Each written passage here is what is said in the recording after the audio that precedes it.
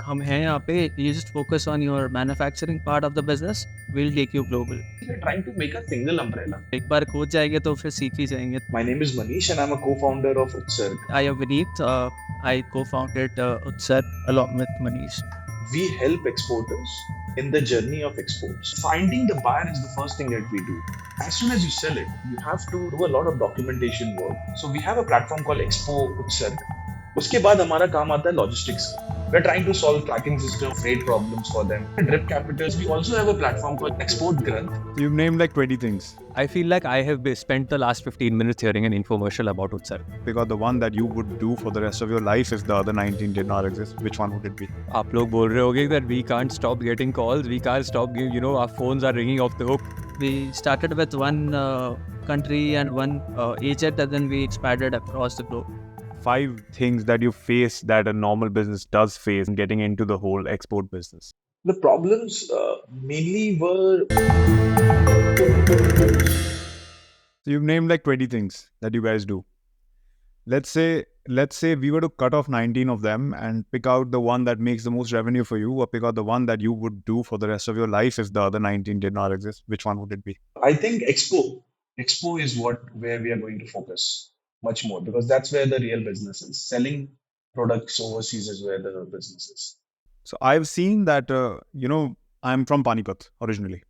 Panipat is a huge textile manufacturing place. It has been facing a lot of problems since I think 2016, 17. Like textile has kind of been on the back burner. It has not been that lucrative a part of society in India right now. How do you help someone in textile? How do you tell them that, okay, you know what? You make the goods, you focus on making the goods. I will do the export. I will find you a buyer. I will do all of that, because that's what I got. The gist of what you explained, that's what it was. So let's talk about like a random dude who builds textile. So I can totally relate to it because I have a friend named Rishabh. So he launched a business last year. What he does is he sells bed sheets. So he purchases all the clothes from a manufacturer in Panipat. He goes there, he purchases it, and then currently he is just into wholesale market in Calcutta.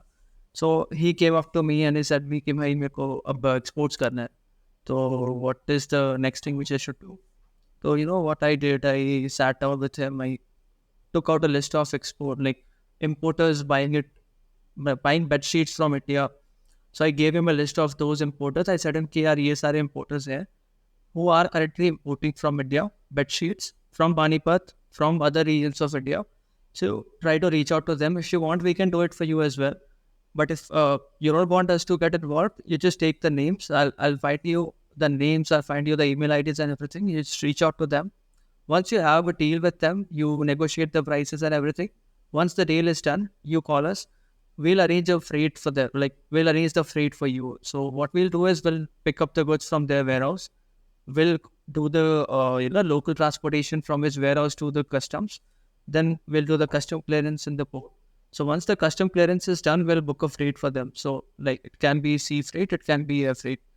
So once the freight is booked, it goes to the buying country, and then the buyer, when it reaches the buying country, then we do the custom clearance in the buying country as well.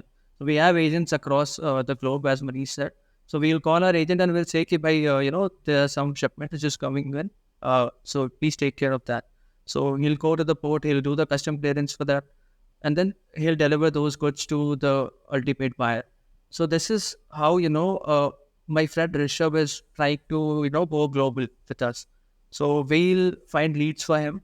We'll do the transportation, we'll do the documentation and everything. He just has to negotiate and crack a deal with the buyer. That's it. How much hit does that take on my bottom line? How much hit does it? As in, if I hire you, what are your charges? So it totally depends. There are a lot of variables into it. I cannot just put a number on that. Number nahi yaar, give me a percentage. Percentage can also vary, Vishruth. Like if you are someone who's planning. Ballpark. So give me a low side and a high side.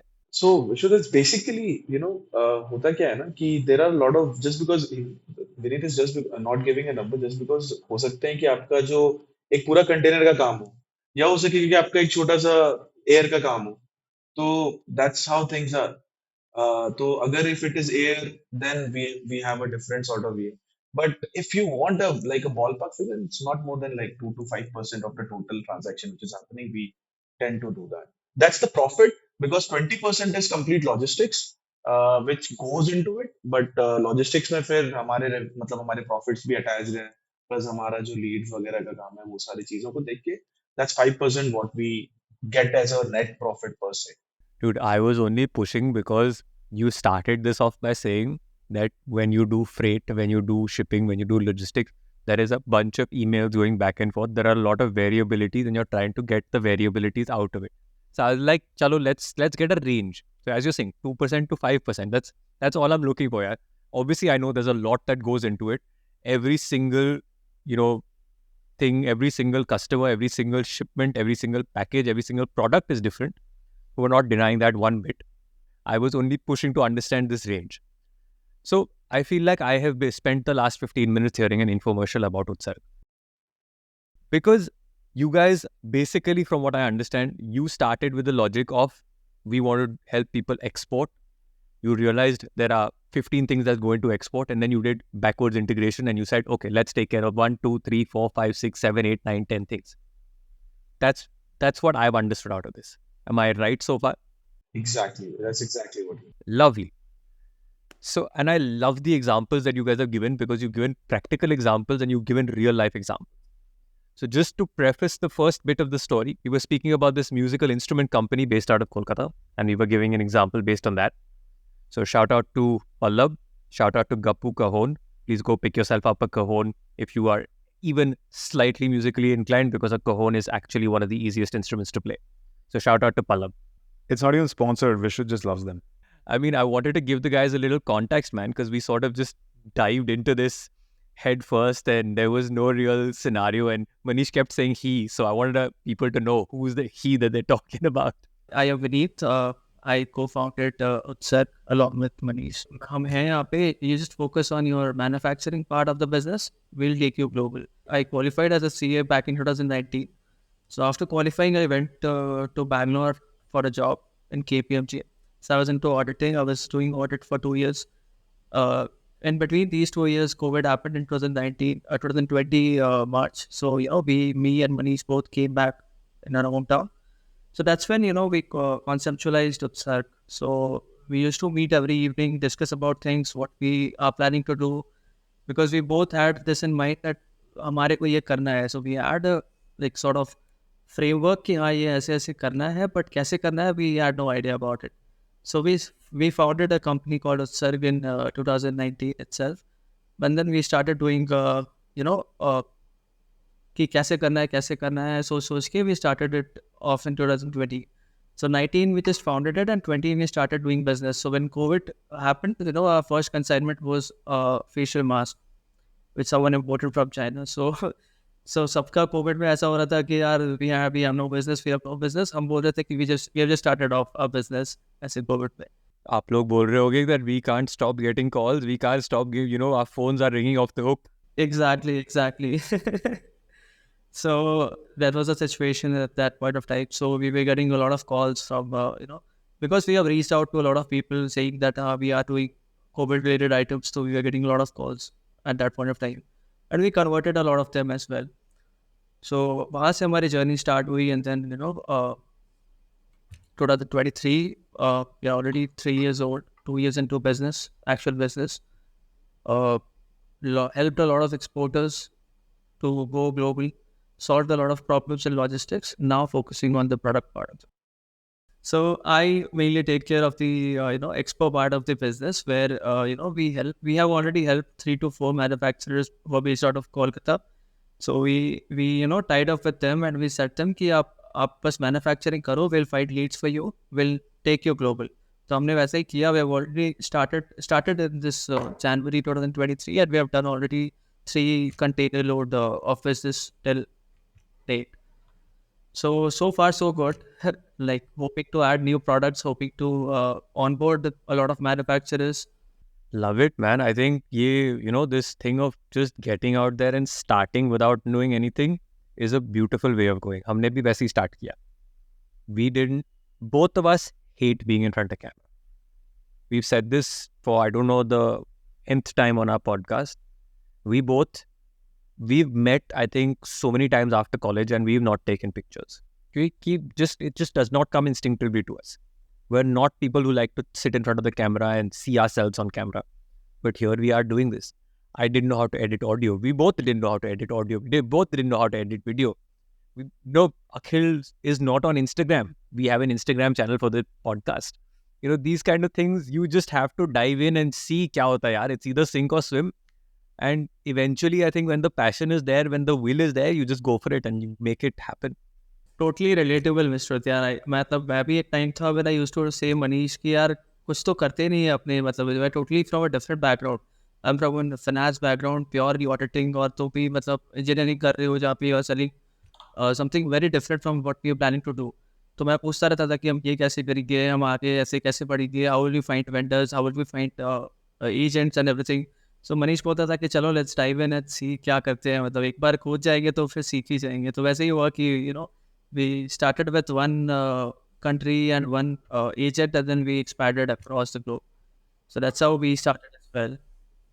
So we started our company just because we knew that कुछ चीजें हमारे इस industry में क्योंकि industry तो पक्का था तो मैं मतलब I just told Vineet Vineet we don't know anything let's just make a company because there are a lot of licenses and everything which is required and it requires aging of a company that 3 साल की होनी चाहिए 5 साल की होनी चाहिए तब जाके ये फलाना लाइसेंस ये वाला लाइसेंस आईएसओ लाइसेंस वगैरह वगैरह मिले then I said, Vineet, let's do one thing. Even if we both are working, let's just open a company. Let it age, just like a bottle of wine. Let it just age. It will do something. And once we went into it, तो हम लोग ने धीरे धीरे ऐसे ही start किया कि let's incorporate it, incorporate हो गया.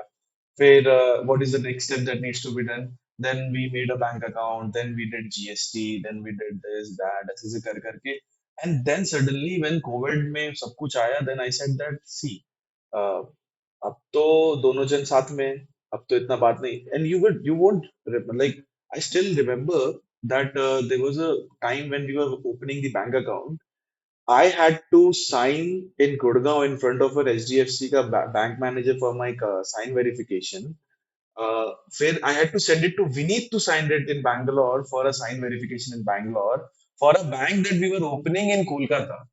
तो वो साइन वेरिफिकेशन करने के बाद वो वहां उसके पास कलकत्ता में गया then he was like the only reason he did it is because उसको नया अकाउंट मिल रहा था नहीं तो इतना होता भी नहीं but we made sure that all these things were done और मेरे साथ ऐसा हो रहा था कि like it's short story so it was like my first week in KPMG और मैं गया हूँ और मनीष ने बोला कि यार ऐसे बैंक अकाउंट्स खुलवा दे मैंने बोला चलो ठीक है खुलवा देंगे तो मैं वहाँ पे पहले वीक में I don't know anything about the company Manish ने मुझे ईमेल भेजा मैंने ईमेल से प्रिंट किया वहाँ पे ही ऑफिस में बैठ के सारे डॉक्यूमेंट्स मैं डर रहा हूँ सोच रहा हूँ कि यार ऐसे कोई देख ना ले यहाँ पे कि केपीएमजी में बंदा काम कर रहा है और खुद की कंपनी इनकॉर्पोरेट करके बैंक अकाउंट्स खोल रहा है तो बाद में मुझे पता चला कि ऐसा भी होता है कि if you get an email from someone who is not inside KPMG they thoroughly check those emails तो मैं डरने लगा 2 साल मैंने डर डर के निकाला कि यार ऐसा कभी ना हो जाए कि इनको पता चल जाए कि ये बंदा कंपनी चला रहा है अपनी तो मैं वहाँ बैठ के सारे प्रिंट्स निकाला हूँ सारे साइंस किया हूँ and then I couriered it to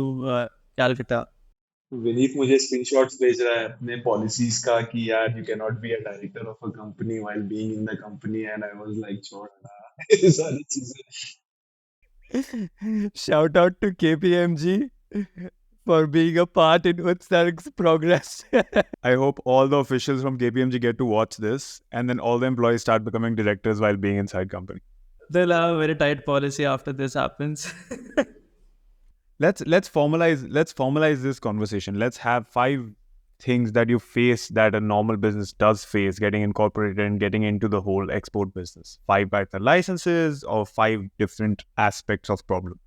the problems mainly were having it all standardized legalized ये सब documentations इतने सारे हैं ना हमारे यहाँ पे that was like the number one problem that we had. Number two problem for like if we just talk about export centric, so there are a lot of another set of licenses and codes and certification memberships जो कि आपको लगते हैं.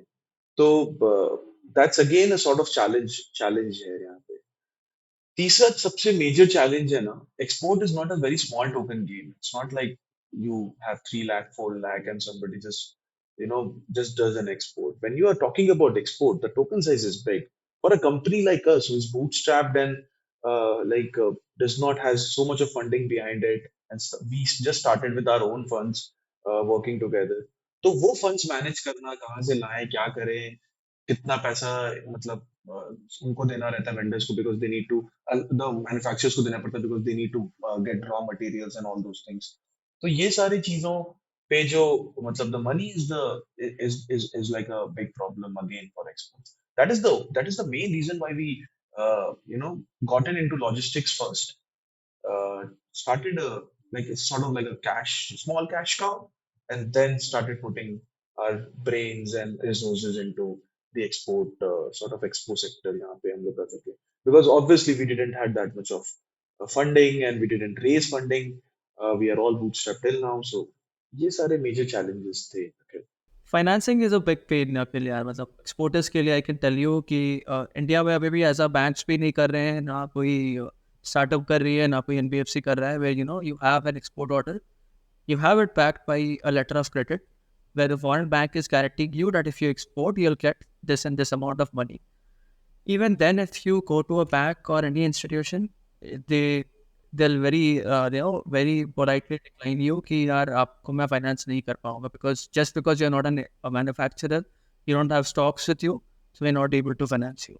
So this is a big problem, when we have orders, we have it backed by a letter of credit where कि आपको पैसा मिलेगा. If you send those goods, you'll get the money. That's guaranteed. But फिर भी, you face a lot of issues in bringing those finances to start the manufacturing. There's a process called factoring here in Canada. I don't know if it's there in India, where you can just show that I'm. So they do it for exports. If you are exporting it and you have an invoice, you go to Drip Capital with that invoice, they'll discount it, or they'll say factor it. But then it's not there for it's not there pre-shipment. Once you have exported the goods, you have the invoice with you, then only they'll be discounting it, not before that. So there's a pre-shipment finance and there's a post-shipment finance. So they do post-shipment finance, not the pre-shipment. It's very difficult for the firm because you don't have any current assets then, right? You don't even have access to free money to actually buy stuff, to build stuff. Correct. Yeah, I think this is recent. Like, I think the whole bank contraction thing started 5-6 years ago, when banks really became tight with the money. Otherwise, it was pretty free flowing. So that has purely affected us. We get the orders on behalf of the manufacturers. We say that we are the traders, who will be buying those goods from the manufacturers and selling it abroad. But then they tell us that you don't have any stocks which we can mortgage. You don't have anything which we can, put it as a security. So that's the reason we are not able to finance you. Wherein we have a export guarantee, where we have this guarantee, once we export, we are getting the funds. So even then, we face difficulties getting it financed from a bank. So I just wanted to say that for all those of our viewers who are going to be less versed in this, so can you just explain a couple of terms? So what is factoring, pre-shipment finance, and post-shipment finance, just in like 30 seconds? So pre-shipment finance is when you get an order from a buyer overseas. You need finance to manufacture those goods, right? So once you have a finance, you'll buy the raw materials, you'll hire someone to manufacture those goods for you. So that's purely a pre-shipment finance, where you do it pre-shipment, like before the shipment is sailed, you take the finance. So that's pre-shipment. Once the shipment has sailed, you have a BL as in the bill of lading, which is the proof that you have already sailed, the goods have already sailed. So then you take that BL to our institution and get it factored or say discounted. They give you, like if you have a bill of 100 rupees, they'll probably give you 95 rupees. So, that is post-shipment finance, where you have already shipped the goods. Now you have a BL in hand, you have an invoice where you can go to an institution, say like Drip Capital or any bank, they'll finance you on piece of that. So that's a post-shipment finance, where the shipment has sailed and now you're going to a bank with the BL and the invoice saying that my shipment has already sailed and now I want money to, keep the money rotating to accept new orders. It's basically debt. It's debt against a future receivable. In the future, I'm going to get 100 rupees. You give me 95 rupees today. And when I get the 100 rupees, I'll pay it back to you. So that's the kind of thing you're getting now. Pure debt, yeah. You're literally saying, you're going to someone and saying that, hey, I'm make 100 rupees in 1 month. This is my guarantee of my 100 rupees. So you're getting that funding, you're getting that 95 rupees right now, and you're saying 5 rupees is your profit for giving me like that, this money right now based on this guarantee. That's essentially what the whole system is. Manish, you're a man of computers. I want to know the role of data in what you're doing. What data is important? What kind of data is helping you, and what kind of data can help the exporters or help the people who are doing logistics with you? What is my focus as an exporter, or what is my focus as somebody using logistical services? So, data has played a very important role in our company till now, and whatever success or whatever things that we have got till now, like surely backed with data decisions that we made with the help of data.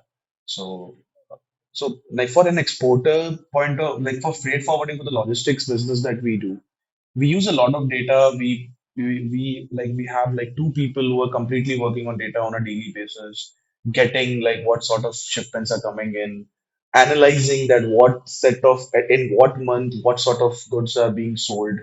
So that sort of analysis is required. So all this is same sort of analysis which is required in international logistics for the our logistics business. The same sort of could be used in an export business as well. For example, uh, let's say leather. Leather is a very good, like, it's a very big manufacturing hub or industry in the eastern zone that we are in right now in Calcutta. So they shoot up their manufacturing and their exports in during August, September, October, November. Now, this happens because of the tremendous purchase, because of the gifting season. There is 25th of December in European countries, there in US and Europe. So मतलब वो जो Christmas वाला जो time आता है, they take in a lot of goods there. There's a lot of purchasing happening. Gifting items are being purchased. Exporters are completely filled with stock. So that sort of data driven, or then there are a limited time where you have to sell certain sort of perishable goods. For us, let's say somebody comes in and says that I have to sell mangoes, or somebody says that that I have to sell a particular, let's say, music instrument that we wants to, like we were talking about that. So now we will find out that which country is exporting. There are a lot of countries who are more into music. There are less which are not. Maybe ऐसे हैं. उसके बाद there are certain countries जहाँ पे India के साथ एक trade pacts बनाई रहती है. उसको बोलते हैं कि there are a lot, मतलब गवर्नमेंट एक वो बना के रखती है कि इन कंट्रीज में भेजना आसान है, इनकी ड्यूटीज कम है, इनकी ड्यूटीज ज्यादा है. तो अब किस में आसान है, किसके लिए प्राइसेस कम पड़ेंगी, तो वो सारे डेटा बैक डिसीजंस लेने में फिर भी only because it's a global market. You can shoot like a 40,000 emails, or you can contact a lot of people per se every day, but it is very dependent that किसको किस time पे कितना मतलब किस जगह पे ये करना है. That is what we basically analyze by seeing all these datas that we have. Speaking of data, yaar, I remember in college we saw this documentary on Amazon. You think about logistics, you think about shipping. First, one of the first names that comes into your mind is Amazon. Amazon and UPS had done a thing in the US, and they'd set up this massive hub for their packages, and everything there was automated. All of their rollers were automated, their packages were moving from one thing to the other, everything was automated. So, have you all used automation at all in your business so far? Do you all foresee using automation in your business? And how do you, how are you going to be using that? What is the kind of things that you all can do based on what you do? So automation is something that we have not yet implemented. We are fairly young to implement automation at the current moment, but still we know what is the potential of automation. Thinking about, because of the tasks and everything that is there on a day-to-day basis for logistics, उसको automate करना is there. Like I said, freight वाला जो part है, transit जो आपका freight rates का जो बात है, even automating that in this industry requires a lot of brains and lot of variables to be put in together so that the rates are there at least. So abhi we are very behind. The logistic industry in India is very behind compared to the automation. तो सोचना or करना is very मतलब there are very very small problems that needs to be solved at the current scenario, current time. Then अभी automation तो बहुत ही बात की बात है कि systems ही नहीं है तो उसको automate कैसे करेंगे is my take on this. Let's flip the coin then. Let's have heads is in automation, tails is labor. And the whole world has been facing a labor shortage, especially since COVID, because so much money was pushed into the system that the net amount of money in the system has gone up 10x, 20x to the amount of debt that was taken by the country, right? India, we say, is growing, world, we say, is growing, and people are not wanting to do the labor jobs anymore, the minimum wage jobs anymore, or like the base level jobs. What kind of problems do you see that might happen in the future for you guys? And how are you going to dodge them? How labor intensive are you guys? What is the role of labor that you all currently employ, and how many people would you be employing if you can give us a ballpark figure? So for the exporting part of the business that we are looking at, so these are stitching people. These are, if you call them, labors.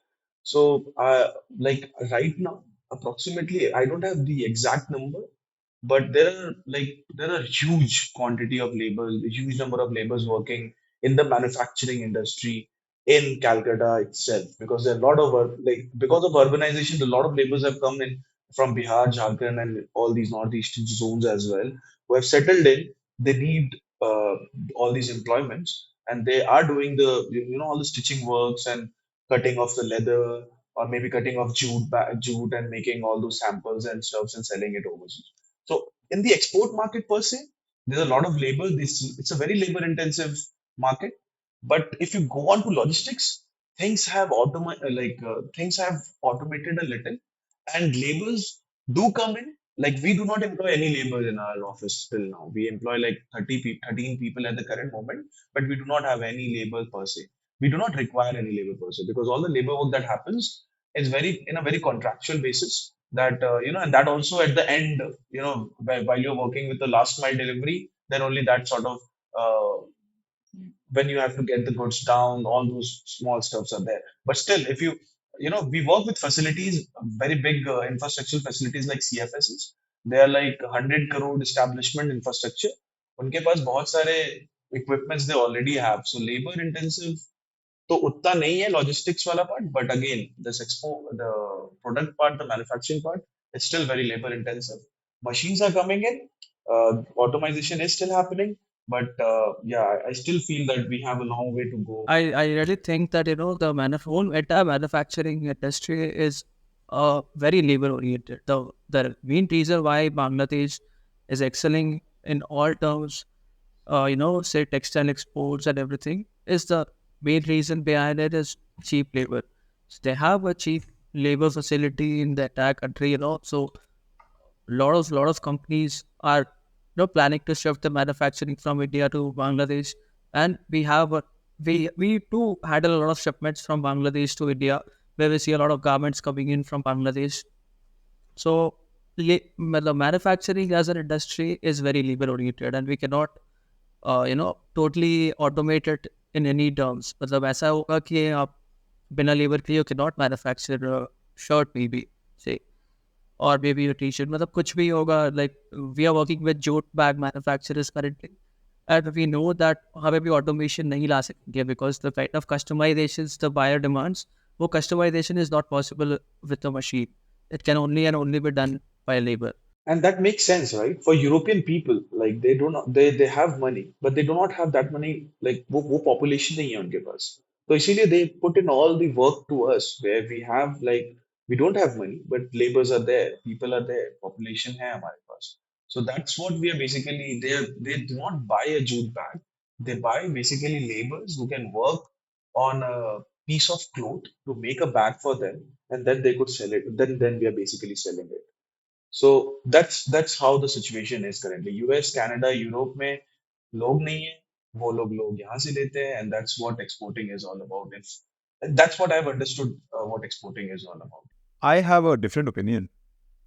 I feel that the ticket size of what you're manufacturing decides whether what I'm manufacturing is worth it or not. For example, When you talk about cars, or when you talk about electric goods, when you talk about batteries, when you talk about more expensive items, even like solar panels per se, there's a lot of manufacturing of that in the Western world.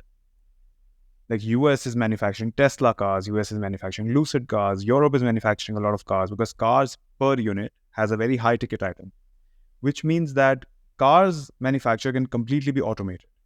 When you talk about machines, the single machines for the manufacturing units, they will be manufactured at a very high margin to be able to adjust for all the automation that takes place. Then the labor part of it goes out of the window.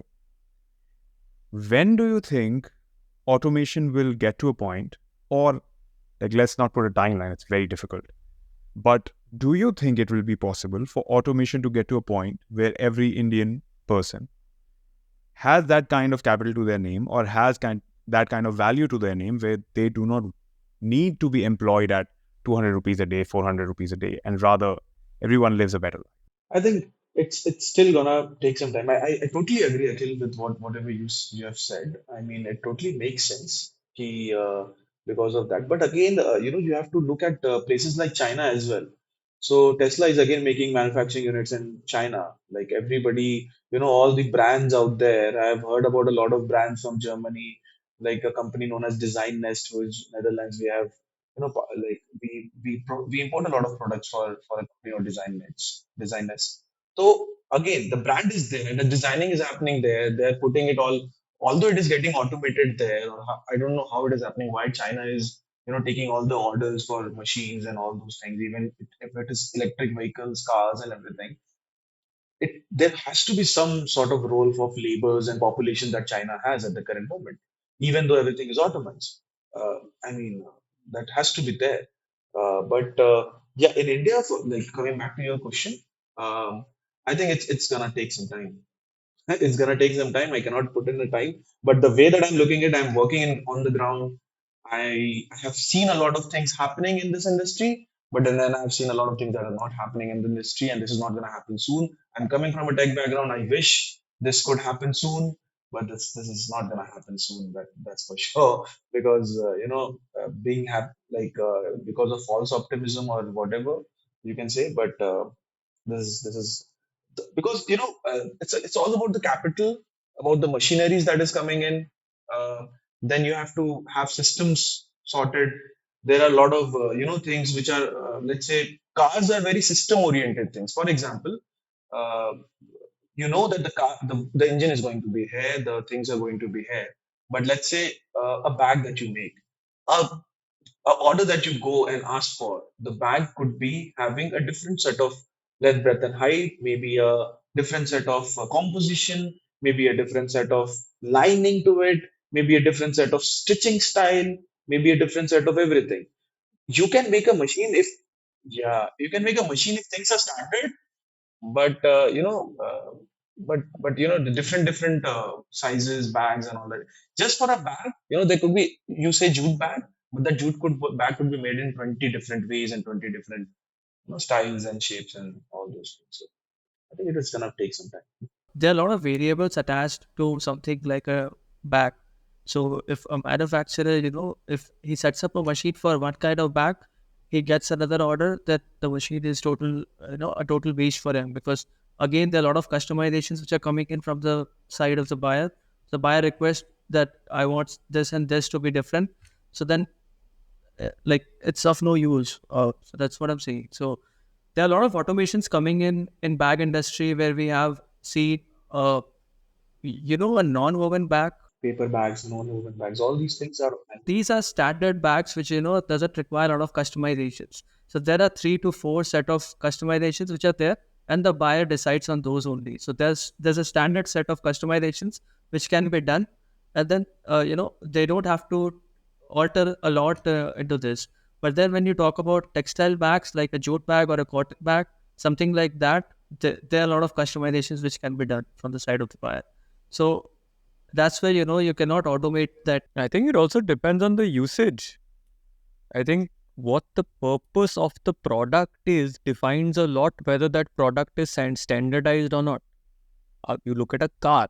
At the end of the day, whatever car it is, the main purpose is you have to get from point A to point B. There's not much else. Whereas for bags and all, there are standardized bags, like, like a grocery bag or a shopping bag, and all those things will be more standardized. Whereas other bags are fashion statements. They're less for their utility, they're more for their fashion statement. So there's a whole lot more that goes into things their purpose is more personal. As we say, that human touch is a lot more, valuable in certain items, because that is the kind of sentimental value they end up holding. Like today, you see so many videos of people making watches, and you have those microscopic parts that they're using, and each watch has to be hand assembled, and the more hand assembled they are, the more expensive they are. Why is that? It's because it is that that watch hold, it's more than just telling you the time. It is that there is a whole perceived value associated to it. There is a whole value associated to the kind of work that is going into it. There's a customization. Like, everything is based on what you would like. Expanding on that, I feel a lot of pricing is done based on cost of goods, which is a major issue, because when you say that my bag will be priced this much because my cost of goods was like, if my cost of goods is 4 rupees, my bag will be priced at 6 rupees, 5 rupees, right? Those are the thinnest margins that you can think of. If the cost of goods increases because labor is built into the cost of goods rather than labor being built as an expense post cost of goods discussion, then suddenly the bag prices will go up. So if labor is priced higher, if labor can gain its value a little more because their perception of their own value is higher, then suddenly the bag prices will shoot up. And then it will give more of an incentive to automation. Yeah, it's a very niche discussion to have. It's a very different kind of discussion to have, because if labor is not priced, then KPMG should be working for free. Their cost of goods is people. And then people charge you like 1 CR a year, and then suddenly you're like, okay, I have to price that in. They're not pricing that in for the handicraft people, which is kind of sad. That was the point of the discussion. So I think the example that this brings me back to is that Akhil and I were, having some ideation stuff that we were doing, I think this time last year, where we were like, we need to collect data on certain things, and we're like, okay, we need this sensor, that sensor.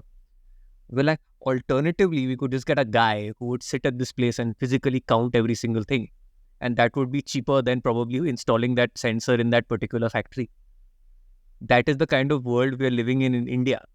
So until that is the case, there is no reason for people to actually go out and be like, Why someone will automate? exactly, why will someone automate? Exactly. We are looking for a video editor. We are not even touching Canada for the editor, because here we'll have to pay them like $6,000, $7,000 a month. And in India, we'll pay them 7,000, 8,000 rupees a month. It's mind-blowing how much difference there is in just value of human labor because of the sheer amount of labor available. It may be because of the purchase power as well. There's a purchase power parity as well in India. You can still, in Calcutta, basically where I live. I'm telling you that I have been to many cities. I have lived in places like Pune, Gurgaon, and I've seen a lot of. Like, I'm a good traveler. Me and Vineet, we travel a lot. You know, I think Calcutta is the cheapest to live in. The labors are cheapest there. You can still have food at 20 rupees, and then you'll feel full if you just have 20 rupees in your pocket. You go there, you have like a full plate of rice and all those.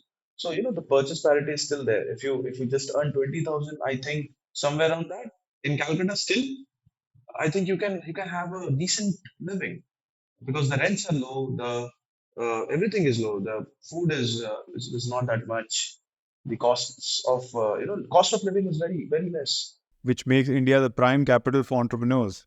Because if you just need to survive for like 3 years while you build something, you just need to collect like 6 lakh, 7 lakh rupees, 8 lakh rupees, and then you can survive on them for 3 years while you build your 100 CR, 200 CR business. That makes it pretty wonderful. So going to something again that you guys mentioned, and that's again been a topic that has been in the discussion for the past 2-3 years since COVID came around, since this whole delivery has been such a massive part of our lives. Today we want to order groceries, we're going on to Zepto or Big Basket. We want to order anything and everything, we're going on to Amazon. Food is on Swiggy.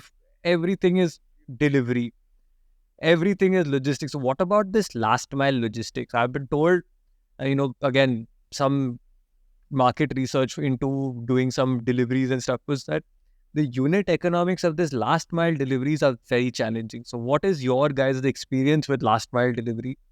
What is the kind of ways that you have found to make last mile delivery more efficient?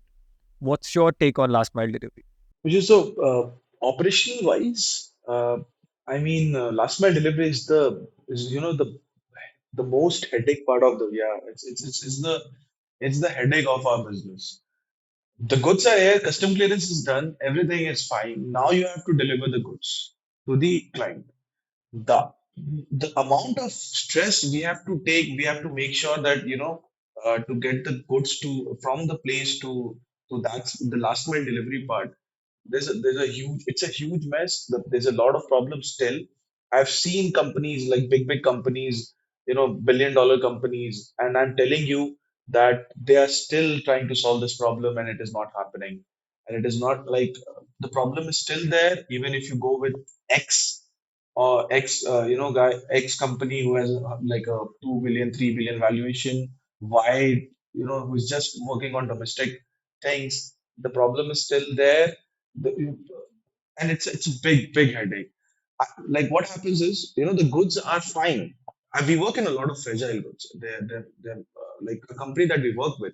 They import a lot of loudspeakers and high range products, high range loudspeakers. So they're very fragile in nature. So the goods coming in from Italy, they land in Delhi. After landing in Delhi, the clearance is done. From Delhi to Kolkata, I do not take an insurance from Italy to Delhi. I take insurance from Delhi to Kolkata. So that's how difficult the last mile delivery is. I'm not talking about ultra short delivery because we do not work like that, like the Blinkit and all those. But the last mile delivery for us is that particular leg where the clearance is done and we just have to deliver the goods to the delivery guy to the client, or maybe to take the goods from the place to that. There's a lot of challenges still. The industrial region. So what happens in good like a good part of India is the industrial parts are different and the city part is different. Place like Calcutta. City is there. In between a city, there's an industry. Now you do not have a permission to get the goods out at a particular time. Now that's a pain again.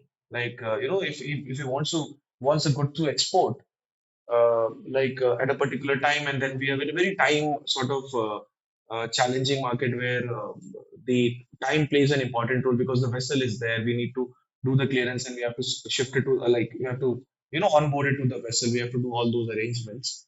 But because of all these problems, I think last mile delivery there's a lot to be solved in the last mile delivery part still, and we're really looking forward to solve it. Uh, I'm not sure how, but we are sure going to. Let's see. Yeah. Are there any things that you're trying in particular for solving last mile delivery? So I didn't got to the first time. Yeah. I'm saying, are you trying any things in particular? Are you doing any experiments in this field, or So we are trying. I think wait.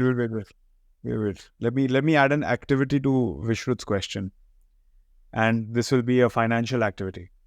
So you got a delivery, you sent a shipment out, let's say to the US, and it is waiting at the LA port now, and now it has to get somewhere in San Francisco. And Vineet, the guy delivering that is going to charge you 2x what they were going to charge you initially. How do you dodge a financial crunch like that when things are just not available? Do you take the hit? Do you take the hit on your commission?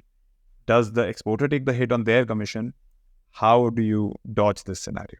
So yeah, there have been a lot of times, where found ourselves in this similar situation. So what happens? We see whether we are having sufficient time to, find another vendor who can do this for us. If we are not having time, we have to agree to the terms of the vendor, whatever they're saying. So we take the hit, whatever the extra charges are, we take the hit. We don't even say the client that we are taking the hit. We just take the hit and we get the things done on time. That's it. It's sort of because we want to have that sort of experience, yeah. That we do not want to call them and we want to tell them that see every time there is a problem and all. So yeah, we try to give them a seamless experience. Although the experience is not seamless for us, but we tend to sort of provide that seamless experience to our client. Yeah. How often does this happen, or how often has it happened in the past? Today, it happened today. I mean, yeah, I mean, like this is how often it happens. I'm telling you that there was a truck that had to come from Delhi to Calcutta.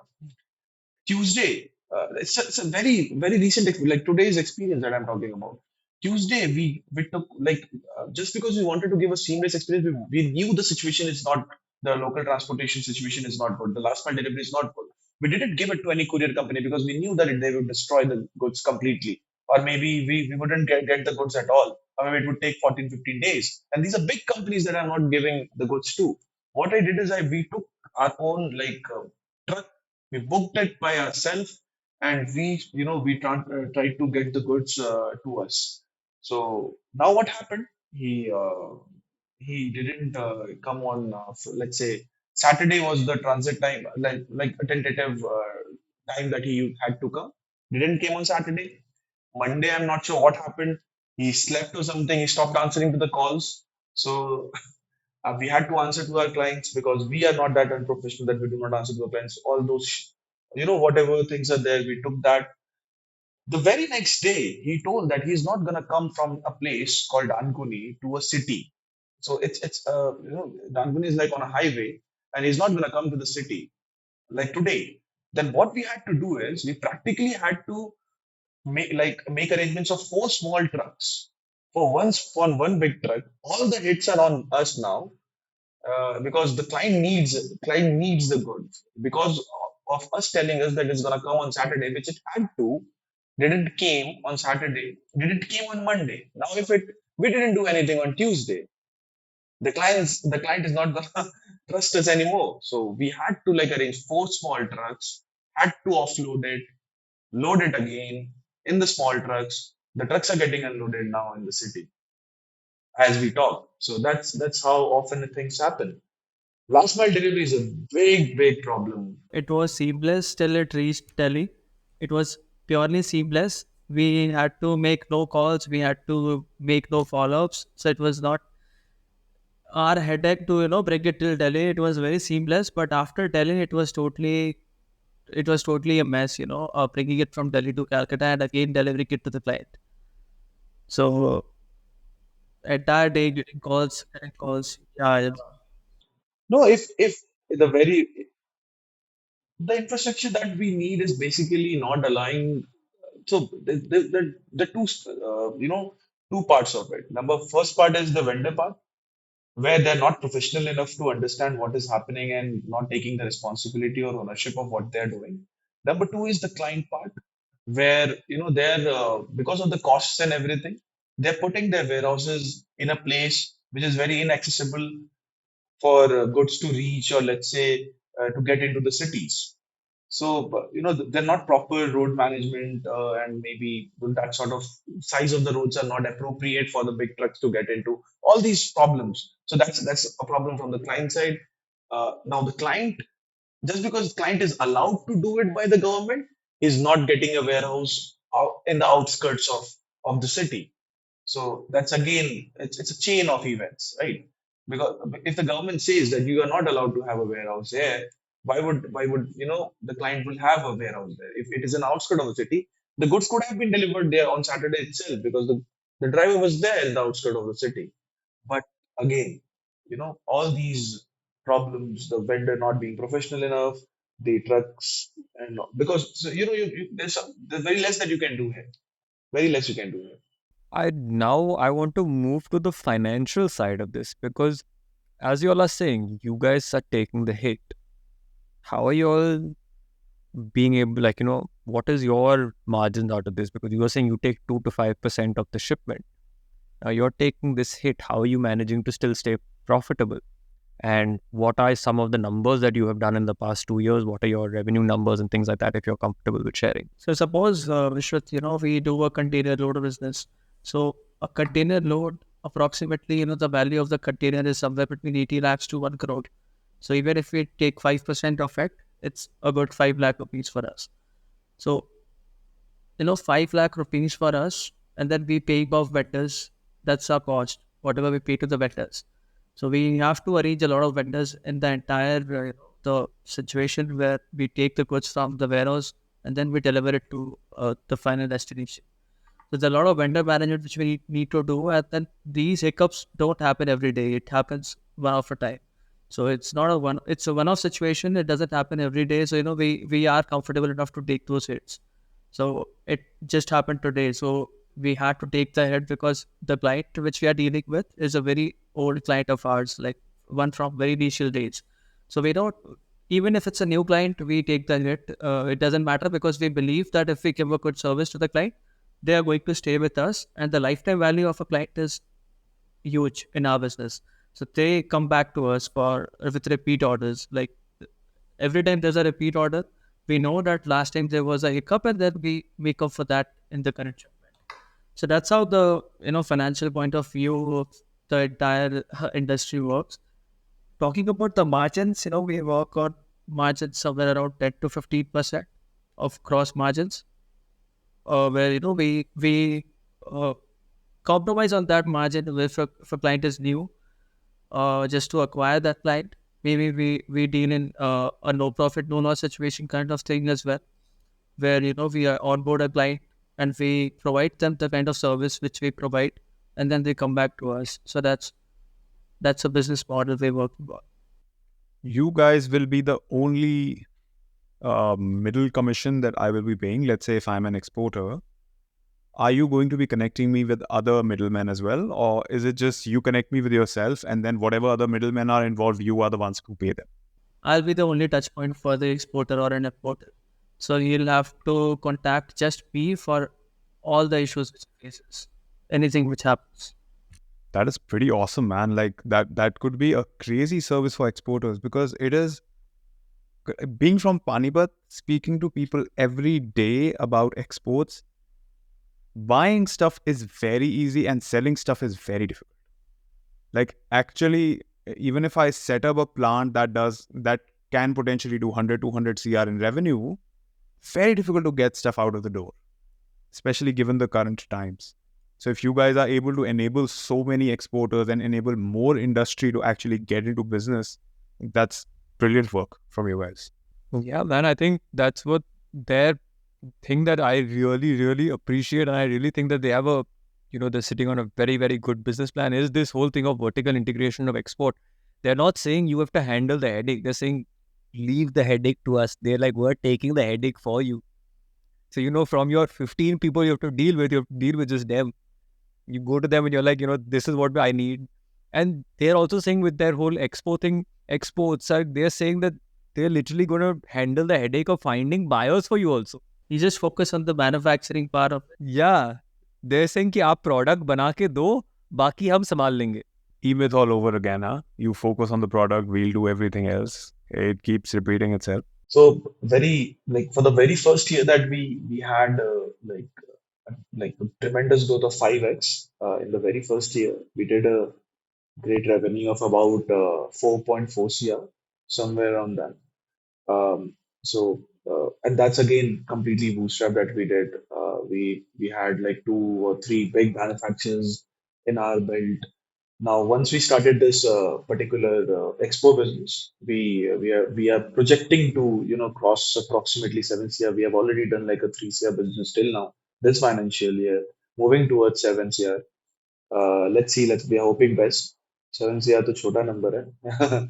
we are focusing on a good sort of revenue this year. Yeah. Let's hope we get to push you a little bit on that number as well. Yeah, Vishwat? Definitely, man. We're hoping to connect them to a lot of people for a lot of import and export. So hopefully, all the people who want to do shipping and all the people who are getting stuff in from places or sending stuff out to places, we're going to be sending them all to you. I want to talk a little bit about the sustainability aspect of your business. So there are 2 kinds of sustainability. One is environmental sustainability and the other is governance sustainability. So let's talk about how do you keep your clients on, and how do they continue to stick with you? What kind of churn do you guys have? How many people leave month over month or year over year, or how many repeat orders do you have? And then let's talk a little bit about the environmental impact of what you do, and are you concerned about your manufacturer's impact on the environment as well? So 85% of our clients are, returning clients. They do come to us. Now, the reason being, just because we give that holistic service where you just have to contact your relationship manager or maybe me or anybody else in our company who just handles all your logistics and headaches and everything. So they tend to come back. Uh, and this industry is more about trust. Once the trust is built up, because you're giving a goods to somebody who's like who's handling a goods worth like a CR or maybe 50 lakhs or 60 lakhs. You don't give those goods to anyone, right? You have to trust that person. Then only you will be giving that goods to him to handle it in a way that it should be handled, right? So once the trust is there, once they start working with us, the very less chances that they move away from us. So that's like the cream of this industry, because it's difficult to penetrate, but once you have penetrated, what happens is the continuity is there. So if that answers your questions, number two is the sustainability, environmental sustainability part. See, I think we are not that into the environmental, the sustainability sort of where we do any harm to the environment, because the exporters that we deal with and the products that we are going to get into are will be more towards indigenous sort of products that we are going to, like let's say jute bags that we are into, plus, we have worked a lot on makhanas. So all these products that we will be or we are thinking of getting into exports, we may, that might not be that of a environmental impact of person something. Yeah. We do consider environmental impacts, sustainability part of view for every product which we take up.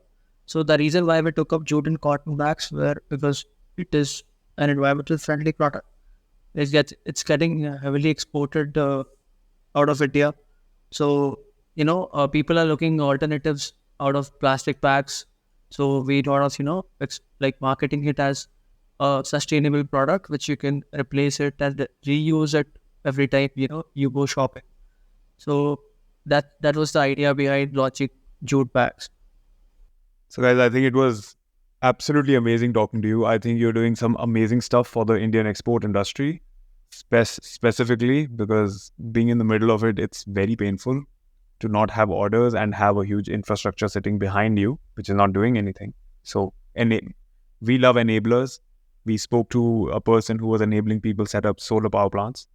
We spoke to a person who was enabling people, build their own clothing, handmade clothing, and then enable those artisans. And now we have amazing enablers such as yourselves on the podcast.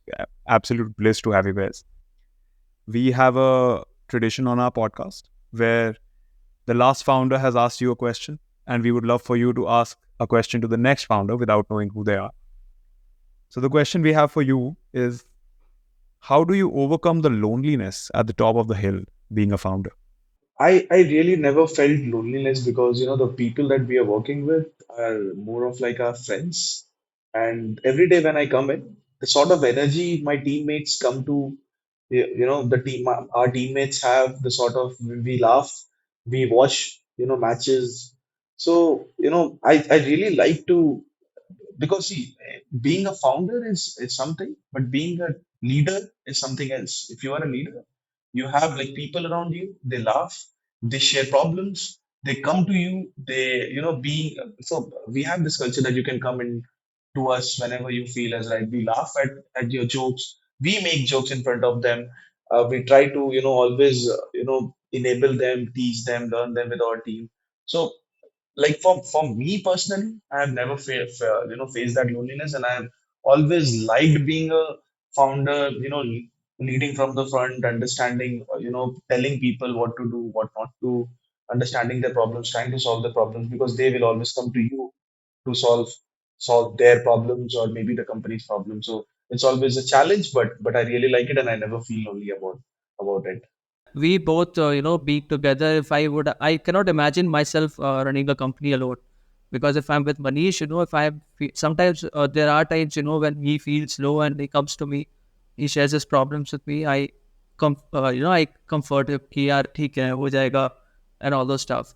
And when it's the other way around as well, when I feel low, I feel that yeah ये बहुत बड़ी problem है, how to deal with it, I go to Manish and say हाँ यार yes that's it, and he comforts me. So there has, like, I cannot recall a situation where we both are feeling low and we cannot comfort each other. So that's a benefit of having a co-founder with you, where you know that you're not lonely. At the end of the day, you have a co-founder whom you can share stuff with, whom you can share your problems with, and that's the best part of of co-founding a company.